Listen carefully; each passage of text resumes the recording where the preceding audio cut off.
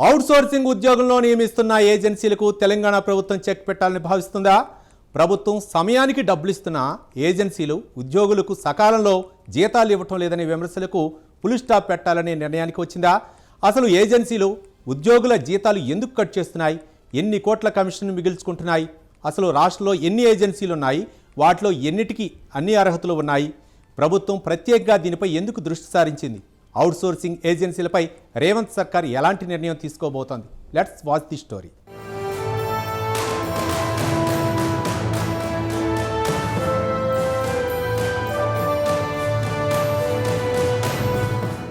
తెలంగాణలో సుమారు 2 లక్షల మందికి పైగా అవుట్సోర్సింగ్ ఉద్యోగులు వివిధ ప్రభుత్వ శాఖల్లో పనిచేస్తున్నట్లు అంచనా. ఆరోగ్యం, విద్య, పంచాయతీరాజ్, మున్సిపల్, రెవెన్యూ, వ్యవసాయం, పోలీస్, సచివాలయం ఇలా దాదాపు అన్ని శాఖల్లో అవుట్సోర్సింగ్ ఉద్యోగులే కీలక బాధ్యతలు నిర్వహిస్తున్నారు. ప్రభుత్వ సేవలు ప్రజలకు అందడంలో వీరి పాత్ర కీలకమైన వారి ఉద్యోగ భద్రత మాత్రం ఇప్పటికీ ప్రశ్నార్థకంగానే ఉందనే చర్చ జరుగుతోంది. ప్రభుత్వానికి సంబంధించిన దాదాపు అన్ని కీలక విభాగాల్లో అవుట్సోర్సింగ్ సిబ్బంది సేవలు అందిస్తున్నారు.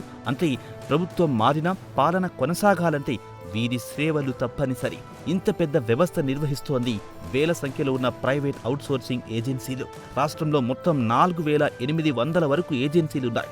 ఒక్కో శాఖ, ఒక్కో జిల్లా, ఒక్కో సంస్థకు వేర్వేరు ఏజెన్సీలు సిబ్బందిని అందిస్తున్నాయి. టెండర్ల ద్వారా ఎంపికైన ఈ ఏజెన్సీలే నియామకాలు, జీతాల పంపిణీ, ఈపీఎఫ్, ఈఎస్ఐ వంటి అంశాలను పర్యవేక్షించాల్సి ఉంటుంది. కానీ ఈ వ్యవస్థపై ఇటీవల కాలంలో ఆరోపణలు ఎక్కువయ్యాయి.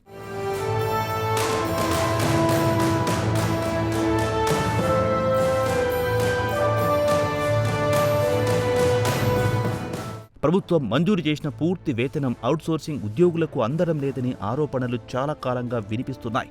అవుట్సోర్సింగ్ ఉద్యోగికి ప్రభుత్వం ఎంత చెల్లించాలి అన్నది ఓ లెక్క, కానీ ఆ ఉద్యోగి చేతికి ఎంత వస్తుందన్నది మరో లెక్క. ఈ 2 లెక్కల మధ్య అసలు కథ ఉందన్న ఆరోపణలు వినిపిస్తున్నాయి. ఈపీఎఫ్, ఈఎస్ఐ చెల్లింపుల్లో లోపాలు, జీతాలు ఆలస్యం, కమిషన్ల పేరుతో కోతలు, బినామీ ఉద్యోగుల పేర్లతో బిల్లులు వంటి ఆరోపణలు తరచూ వెలుగులోకొస్తున్నాయి. ఇలా మొత్తంగా కట్టింగ్స్ పోను ఉద్యోగులకు ఈపీఎఫ్, ఈఎస్ఐ కట్టకుండా నెల ఏజెన్సీలు 200 కోట్ల వరకు కమిషన్లు మిగిలించుకుంటున్నట్లు ఆరోపణలున్నాయి.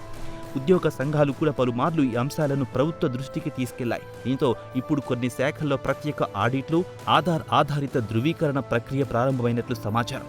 మొత్తం ఉన్న 4800 ఏజెన్సీల్లో దాదాపు 500 ఏజెన్సీలకు మాత్రమే అన్ని అర్హతలున్నట్లు విశ్వసనీయ వర్గాల సమాచారం. మిగతా ఏజెన్సీలు అరకొర అర్హతలతోనే కొనసాగుతున్నట్లు తెలుస్తోంది. ఈ అర్హత లేని ఏజెన్సీలు రాష్ట్రంలోని బడాబాబుల చుట్టాలు, సన్నిహితులవనే చర్చ కూడా ఉంది. దీంతో సర్కార్ సైతం ఏమీ చెయ్యలేని పరిస్థితుల్లో ఉన్నట్లు సమాచారం. ప్రభుత్వం డబ్బులు సమయానికి విడుదల చేస్తున్నా ఉద్యోగులకు మాత్రం ఎందుకు ఆలస్యమవుతోంది?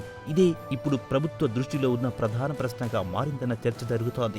కానీ ప్రభుత్వం వద్దకు వస్తున్న ఫిర్యాదులు, ఉద్యోగ సంఘాల నుంచి వస్తున్న వినతులు, వేతనాలపై వస్తున్న ఆరోపణలు ఇవన్నీ కలిపి చూస్తే అవుట్సోర్సింగ్ వ్యవస్థను ఒకసారి పూర్తిగా స్కాన్ చేయాల్సిన అవసరముందన్న అభిప్రాయం అధికార వర్గాల్లో బలపడుతున్నట్లు సమాచారం.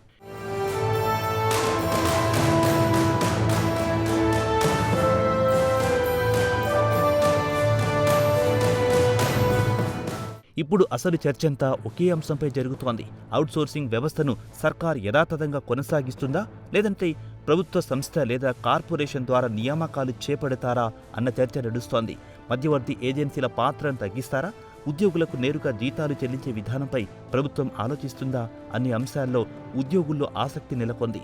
ఇప్పుడు ప్రభుత్వం ముందున్నది 3 మార్గాలన్న చర్చ జరుగుతోంది. ఒకటి, ప్రస్తుతం ఉన్న అవుట్సోర్సింగ్ విధానాన్ని కొనసాగిస్తూ ఏజెన్సీలపై కఠినమైన పర్యవేక్షణ పెట్టడం. 2, అన్ని ఏజెన్సీలను ఒకేసారి స్క్రీన్ చేసి అర్హత లేని ఏజెన్సీలను తొలగించడం. 3, అవుట్సోర్సింగ్ ఉద్యోగుల నియామకాలు, జీతాల చెల్లింపు కోసం ఒక ప్రభుత్వ సంస్థ లేదా కార్పొరేషన్ ఏర్పాటు చేసి మధ్యవర్తి ఏజెన్సీల పాత్రను గణనీయంగా తగ్గించడం.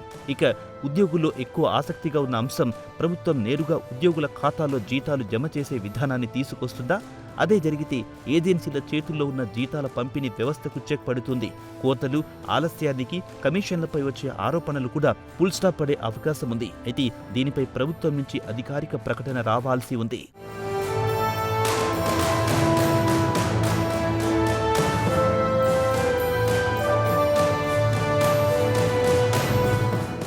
ఏజెన్సీలపై, అవుట్సోర్సింగ్ ఉద్యోగులపై ప్రత్యేక దృష్టి పెట్టినట్లు ప్రభుత్వ వర్గాల చర్చ అయితే నడుస్తోంది. ఇప్పటికే కొన్ని శాఖల్లో ఉద్యోగుల వివరాలపై ప్రత్యేక పరిశీలన జరుగుతోందన్న సమాచారం. ఉద్యోగి నిజంగా ఉన్నాడా? ఏ శాఖలో పనిచేస్తున్నాడు? ఎన్ని రోజులు పనిచేశాడు? అతని పేరుతో ప్రభుత్వం ఎంత చెల్లిస్తోంది? ఈపీఎఫ్, ఈఎస్ఐ నిజంగా జమవుతున్నాయా? ఇలాంటి అంశాలను డిజిటల్గా వెరిఫై చేసే దిశగా చర్యలు మొదలయ్యాయని తెలుస్తోంది. ఇదే జరిగితే ఏజెన్సీల అసలు బలమేంటో, బినామీ వ్యవస్థ ఉందా లేదా అన్నది కూడా బయటపడే అవకాశముంది.